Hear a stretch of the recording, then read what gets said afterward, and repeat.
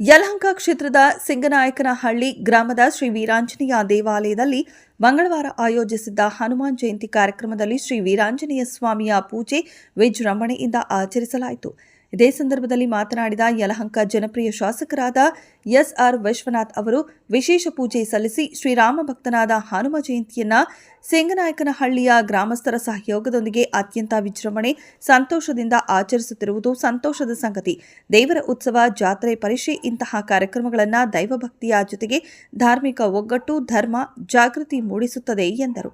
ಈ ಕಾರ್ಯಕ್ರಮದಲ್ಲಿ ಸಿಂಗನಾಯಕನಹಳ್ಳಿ ರೈತ ಸೇವಾ ಸಹಕಾರಿ ಬ್ಯಾಂಕ್ ಅಧ್ಯಕ್ಷರಾದ ಶ್ರೀಮತಿ ವಾಣಿ ವಿಶ್ವನಾಥ್ ಅವರು, ಬಿಜೆಪಿ ಯುವ ಮುಖಂಡರು ಹಾಗೂ ವಿಶ್ವವಾಣಿ ಫೌಂಡೇಶನ್ ನಿರ್ದೇಶಕರು ಆದಂತಹ ಆಲೋಕ್ ವಿಶ್ವನಾಥ್ ಅವರು, ಹಿರಿಯ ಬಿಜೆಪಿ ಮುಖಂಡರು ಎಸ್.ಎನ್.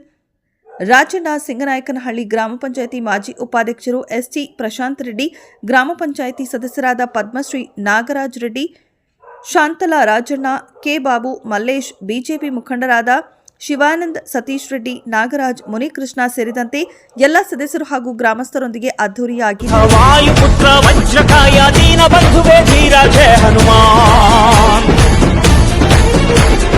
ಜಯ ಹನುಮಂತ ಕೇಸರಿ ನಂದನ ಮಾರುತಿರಾಯ ವಾನರ ಯೋಧ ವಾಯುಪುತ್ರ ವಜ್ರಕಾಯ ದೀನ ಬಂಧುವೇ ಧೀರ ಜಯ ಹನುಮಾನ್, ರಘುಪತಿ ರಾಘವ ರಾಜ ರಾಮ ಎನ್ನುತ್ತ ಹಾಡುವ ನಮ್ಮ ಹನುಮ, ನಮೋ ರಾಮ ಭಕ್ತ ನೀನೇ ಸರ್ವಶಕ್ತ, ರಾಮನ ಮುಖ್ಯ ಪ್ರಾಣ ಹನುಮ, ಹನುಮನ ಪ್ರಾಣ ರಾಮ ನಾಮ,